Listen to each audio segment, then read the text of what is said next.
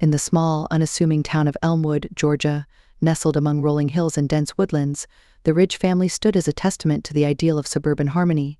George Ridge, a 42-year-old employee at Elmwood Energy, was known for his approachable demeanor and dry humor. His reputation as a dependable, hard-working man made him a respected figure at work.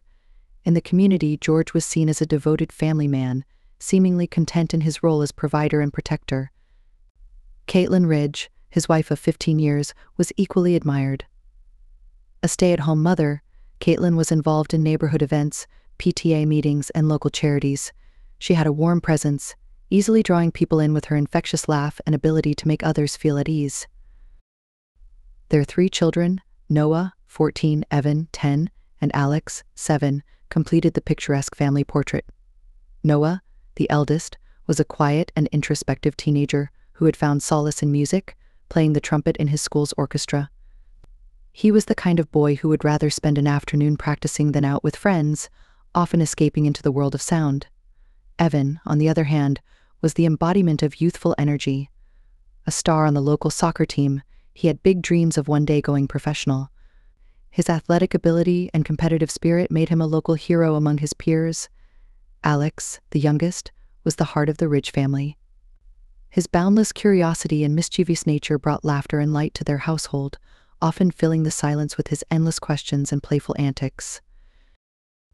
The Ridges' home, a modest 2-story house on Oak Lane, was the kind of place where neighbors waved as they walked by and children played in the yard. By all outward appearances, the Ridge family was living the quintessential American dream. Their lives seemed unremarkable in the best possible way. No one could have predicted the darkness that would soon descend upon this serene life, nor the terrible truth that would come to light on that fateful morning of April 22, 2024. In hindsight, there were small signs that something might have been wrong, but they were subtle and easily overlooked. George had recently started withdrawing from social events, declining invitations to neighborhood barbecues and work outings. His once regular attendance at his son's soccer games and orchestra performances became sporadic. Caitlin had mentioned to a close friend that George seemed tired and stressed but had attributed it to work pressures. She had never imagined that the growing tension behind her husband's quiet exterior was something far more dangerous. In a town like Elmwood, where people's lives seemed open and familiar, it was unthinkable that someone could harbor such turmoil. Yet, beneath the surface, George was unraveling. The pressures of life-work demands, financial strains, and the expectations of being the steadfast head of the household were slowly corroding his mental stability. And no one, not even Caitlin, could see how close he was to the edge. This illusion of normalcy is what made the tragedy so devastating. The Ridge family's story would soon shock Elmwood to its core, serving as a haunting reminder that the surface of everyday life can hide unimaginable horrors. The morning of April 22, 2024, began like any other in Elmwood. The quiet hum of life in the town continued as children went off to school, adults to work, and life moved in its usual rhythm. But inside the Ridge household, that morning was the culmination of weeks, perhaps months, of simmering despair. It was a morning that would forever change the town, leaving an indelible scar on all who knew the family. At 6:45 a.m., a chilling 911 call was made by Liam Ridge, the 5-year-old son who was found by neighbors standing barefoot on his front porch. His voice, barely audible in the recording, sent shockwaves through the police dispatch center. The boy was unable to articulate the full extent of what had happened, but his words were enough to prompt immediate response from the Elmwood Police Department. When officers arrived at the scene, the front door was ajar. What they found inside defied comprehension. Caitlin Ridge lay lifeless in the master bedroom, a gunshot wound to her chest, her body showing no signs of struggle. In the children's rooms, the scene was equally horrifying. Noah, still in bed, had been shot as he slept. Evan, curled up in a fetal position, had likely never even woken up. Little Alex, whose bright laughter once filled the house, was found motionless near his toy chest, another victim of the unspeakable violence. As police moved through the house, they found George Ridge's body in the study, slumped over in a chair with a revolver by his side. The scene was clear George had turned the gun on himself after murdering his wife and children. There were no signs of struggle, no indication that Caitlin or the children had seen it coming. The precision and silence with which the murders were carried out suggested that George had meticulously planned this act, The family had been executed with a level of calm detachment that horrified even the most seasoned investigators. But one question remained: why had George spared his youngest son, Liam? The boy, just 5 years old, had witnessed the aftermath but had been left physically unharmed. He was the sole survivor of a massacre that had wiped out his entire family, a living reminder of the unthinkable crime that had taken place. As the investigation began, the small community of Elmwood was thrust into a state of disbelief and mourning. The image of the perfect family, shattered in an instant, left friends, neighbors, and extended family grappling with a profound sense of loss and confusion. How could a man who had seemed so devoted to his family commit such an atrocity? What had led George Ridge, a seemingly normal and well-adjusted man, to murder his wife and children before ending his own life? These questions, hanging like dark clouds over the town, would fuel the investigation that followed, as detectives sought to unravel the layers of George's hidden despair. In the days following the Ridge family massacre, the Elmwood Police Department, along with state investigators, began piecing together the sequence of events that led to the tragedy. The crime scene offered little resistance to interpretation. It was clear that George had planned this meticulously. However, the motivations behind his actions remained a mystery. As investigators combed through the house, searching for any clue that might provide insight into George's mental state, they found very little in terms of physical evidence to explain his breakdown. The Ridge family's financial records were the first line of inquiry. Detectives sought to understand if mounting debt, job stress, or any hidden financial turmoil could have driven George to this heinous act. George's position at Elmwood Energy, while respectable, was not without its pressures. However, when investigators spoke to his colleagues, none recalled any outward signs of significant distress. His performance reviews were positive, and while there had been some recent budget cuts at the company, George's position had not been at risk. A review of the family's bank accounts also failed to reveal any red flags. There were no significant debts, no outstanding loans that might have pushed George to a financial breaking point. Next, the police turned their attention to George's mental health.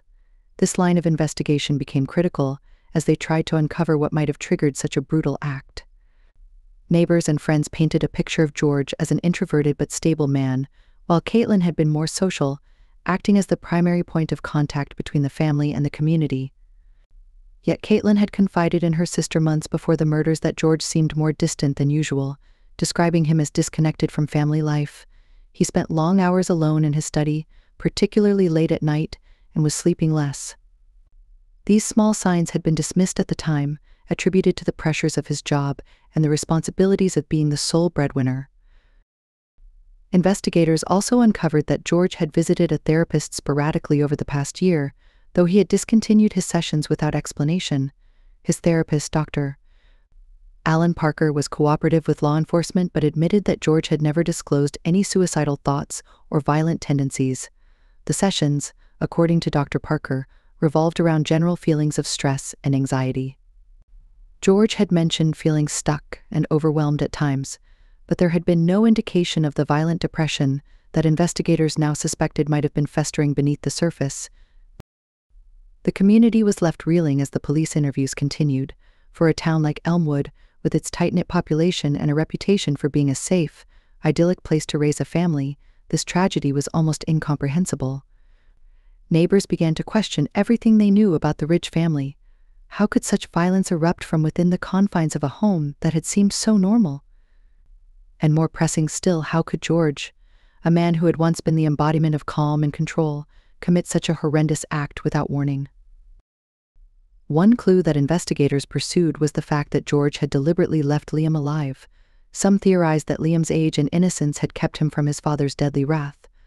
But the question remained: had Liam simply been spared, or had George never intended to kill him at all? The notion of a father picking and choosing among his children in such a cold-blooded way added an even darker element to the already horrific case. Was it mercy, or was there a more sinister psychological reasoning at play? As the investigation continued, attention shifted to the Ridge home itself. The meticulously clean crime scene suggested that George had carried out his actions with a methodical precision.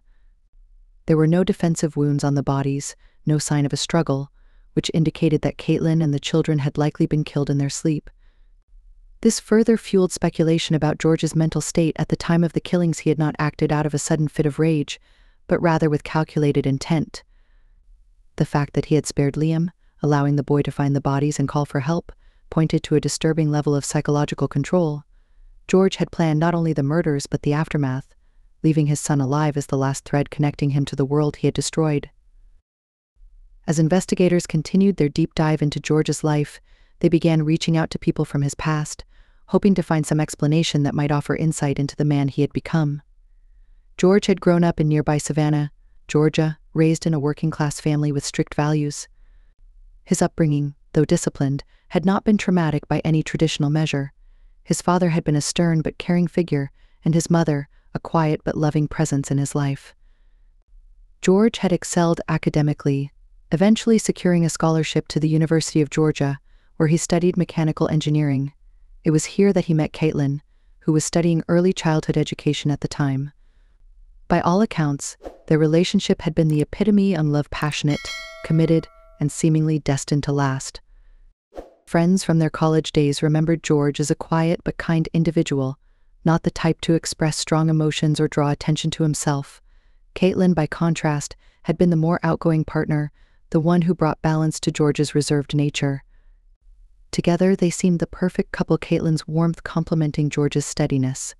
When they married in 2009 and moved to Elmwood, no one doubted that they would build a happy, fulfilling life together. But as investigators dug deeper, they discovered that George's life had not been entirely free from hardship. After the birth of their third child, Alex, Caitlin had suffered from a severe bout of postpartum depression, which had taken a significant toll on the family. For nearly a year, George had assumed full responsibility for the household, juggling his job and caring for the children, while Caitlin struggled to regain her emotional footing. Though she eventually recovered, the strain of those months had left its mark on George. Friends and family later admitted that George seemed changed after that period, more withdrawn, less patient. He rarely spoke of those difficult months, choosing instead to focus on his work and the children. There was also speculation that George had never fully recovered from the sudden death of his father in 2021. His father's passing had been swift, a heart attack that took him without warning, and George had been devastated. He had thrown himself into work after the funeral, burying his grief beneath long hours and professional obligations. Those closest to him noted that his relationship with his own children seemed to grow more distant after his father's death, though no one had considered it a red flag at the time. It was these subtle, accumulating pressures, the responsibilities of fatherhood, the strain of Caitlin's illness, the unresolved grief over his father, that investigators now believed had led George to his breaking point. But the full picture remained elusive. Why had George, a man who had weathered so much without outward signs of instability, suddenly decided to destroy everything he had built? These were the questions that plagued the town of Elmwood. As the investigation stretched into weeks and public speculation continued to grow, the answers, if they existed at all, would be found not in George's present but buried deep in the layers of his past. As the investigation into the Ridge family tragedy pressed on, the authorities began to focus on more private aspects of George Ridge's life, specifically his mental health. While friends and co-workers described George as reserved and quiet, no one had suspected that he might have been harboring a deeper, more dangerous internal struggle. Investigators requested access to his medical records, and what they found began to paint a darker picture of a man who had been unraveling for much longer than anyone had realized. Medical reports indicated that George had been prescribed antidepressants several years earlier, around the time Caitlin had been suffering from postpartum depression. However, he had stopped taking the medication after just a few months. His therapist, Dr. Alan Parker, had recommended that George continue treatment, as his symptoms suggested underlying anxiety and depression. But like many men his age, George had resisted the idea that he needed long-term mental health care. According to Dr. Parker's notes, George had expressed discomfort with appearing weak or incapable in his role as a father and provider. His sense of duty was deeply ingrained, and any suggestion that he was struggling mentally was met with denial. This refusal to acknowledge his mental health needs was not uncommon in cases of severe depression, and it became a focal point of the investigation. Mental health professionals consulted during the case suggested that George might have been experiencing what they called masked depression, a condition where symptoms of depression are hidden beneath a facade of normalcy. In George's case, his outward calmness, his focus on work, and his methodical approach to life had all served to hide the depth of his inner turmoil. The investigation also revealed another significant clue: George had been making large, unscheduled withdrawals from the family's savings account in the months leading up to the murders. While there was no evidence of gambling or reckless spending, the withdrawals had been unusual, totaling over $10,000. Investigators traced the money to a bank in Savannah, where George had been visiting regularly without Caitlin's knowledge. This led them to explore whether George had been involved in something beyond his typical life in Elmwood. It was during these visits to Savannah that George had been meeting with a woman named Linda Strauss, a former colleague from his days at the University of Georgia. Linda had come forward voluntarily when she heard the news about the Ridge family, but her connection to George remained a mystery to the authorities. Linda claimed that she and George had reconnected after Caitlin's bout with postpartum depression. George had confided in her about his struggles, explaining how difficult it had been to manage the household while Caitlin recovered. Their relationship, Linda insisted, had remained purely platonic. However, investigators were skeptical of her account, given the regularity of their meetings and the large sums of money involved. When pressed, Linda admitted that George had given her the money, though she was hesitant to explain why. Eventually, under further questioning, she revealed that George had been planning to leave his family. He had been in the process of arranging an escape, a new life for himself, away from Elmwood, away from the pressures of fatherhood and the expectations that had weighed so heavily on him. Linda had helped him find a property in a small town near Savannah, where he had been quietly preparing for his departure. He had told Linda that he felt trapped in his current life and saw no other way out. This revelation stunned investigators. George had been planning to abandon his family, not just in an emotional or psychological sense, but physically. Yet something had stopped him from following through with those plans. The question now was, what had changed? Why had he gone from plotting his escape to committing the unthinkable act of killing his entire family? As detectives continued to dig into George's state of mind, they uncovered more troubling details. George had started to become obsessed with online forums dedicated to men in midlife crises, particularly those who felt suffocated by familial responsibilities. On these forums, George had participated in discussions that painted a grim picture of fatherhood and marriage, where some users spoke of escape in terms that bordered on extreme. Investigators began to wonder if George had internalized some of the toxic ideas shared in these spaces, feeding into his growing sense of despair and resentment. With every layer peeled back, the story of George Ridge became less about an isolated moment of insanity and more about a long, painful descent into darkness. He had been quietly planning to leave, to abandon everything he had built with Caitlin and his children, but something had snapped. The pieces of the puzzle were coming together, but the central question remained: why had he chosen violence over escape? As investigators began reconstructing George's last days, they looked at the immediate events leading up to the massacre. Something had clearly triggered the abrupt shift from planning an escape to committing murder. The answer, it seemed, lay in a confrontation that had occurred just days before the killings. On April 18, 2024, George had received a letter from a divorce attorney hired by Caitlin.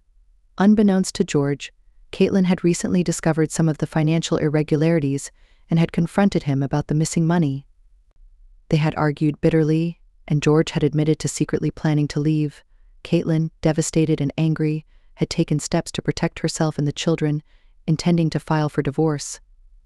This revelation blindsided George, who had not anticipated that Caitlin would act so swiftly and decisively.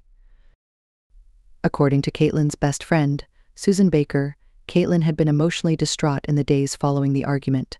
She had confided in Susan that she no longer trusted George and feared for the future of their family.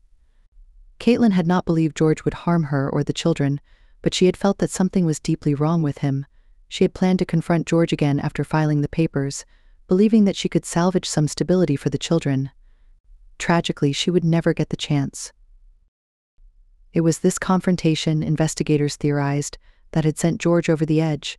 His carefully laid plans to escape had been destroyed in an instant, and with them, his sense of control.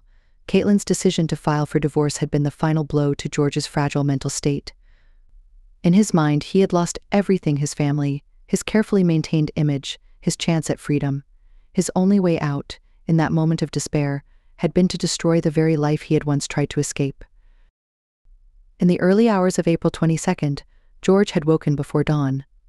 Calmly, methodically, He had retrieved the revolver from his study, a gun he had purchased years ago for home protection. He had walked from room to room, ending the lives of his wife and children with chilling precision.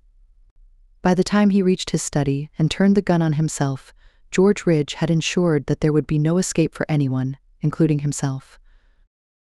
The one thing he hadn't accounted for was Liam. For reasons no one would ever fully understand, George had spared his youngest son. Whether it was an act of mercy or an oversight in the fog of his breakdown, Liam remained the sole survivor, a living reminder of the horrors that had taken place in that house. As the investigation came to a close, the full picture of George Ridge's life had emerged: a man crushed under the weight of his own expectations, lost in his mental health struggles, and ultimately consumed by despair. But for the community of Elmwood, the answers that the investigation provided could never fully explain the senseless loss of life. The tragedy of the Ridge family would haunt the town for years to come, a grim reminder of the hidden struggles that can lurk behind even the most idyllic of facades. The Ridge family tragedy left a profound and lasting impact on Elmwood. As the investigation concluded and the media coverage faded, the small Georgia town struggled to make sense of what had happened. The house on Oak Lane, once filled with laughter and the sounds of daily life, became a symbol of horror. For weeks, it remained sealed off as investigators finished their work. Neighbors who had once waved to the Ridge family as they passed by now avoided the street altogether, unable to bear the memories that the home now held. The school where Noah, Evan, and Alex had been students held a memorial service attended by nearly the entire town. Noah's empty chair in the school orchestra, Evan's absence on the soccer field, and the silence where Alex's playful voice had once echoed through the playground were painful reminders of lives cut short.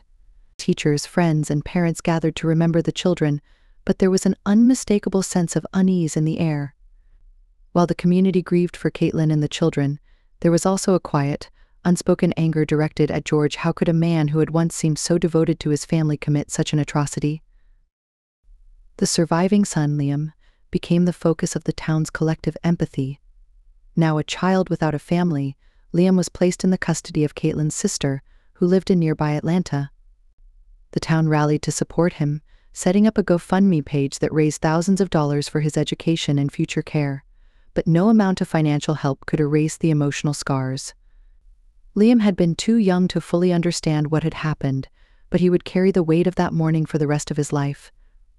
Counseling services were arranged, and psychologists emphasized that Liam would need long-term support to cope with the trauma of losing his entire family in such a violent way. As time passed, the Ridge house was eventually sold, though no one in Elmwood could forget what had transpired there. The new owners renovated the interior, hoping to erase the memory of the tragedy, but for those who had lived through the horror, the house would always be a painful reminder of the fragility of life. Despite the town's best efforts to move forward, there was a lingering sense of fear that something so terrible could happen without warning in a family that had seemed so normal. Beyond Elmwood, the Ridge family's tragedy became a case study in the importance of recognizing and addressing mental health issues. Psychologists and criminologists used the case to highlight the dangers of untreated depression and the consequences of societal pressures that prevent men, in particular, from seeking help. George Ridge's story became an example of how mental health struggles can be masked by outward appearances of stability and how the stigma surrounding mental illness can lead to devastating outcomes. Mental health advocates in Georgia and beyond pushed for greater awareness and resources for mental health care, particularly for men in middle age who, like George, may feel isolated in their struggles. Several local organizations started offering free mental health screenings and counseling services to residents, with an emphasis on reducing the stigma around seeking help. These efforts, while driven by a desire to prevent future tragedies, also served as a way for the community to cope with the loss and try to find meaning in the wake of the horror. The Ridge family's story also sparked a broader conversation about the pressures of family life and the unrealistic expectations that can weigh heavily on parents, particularly fathers. In the months after the murders, several local churches and community groups began hosting support groups for men to discuss their emotional health, family stresses, and challenges in a non-judgmental environment. These groups were small steps toward creating a space where men like George could feel supported, but the question remained: could any of this have saved George Ridge? In the wake of the tragedy, both local and national media outlets began reporting more frequently on the connection between mental health and family violence.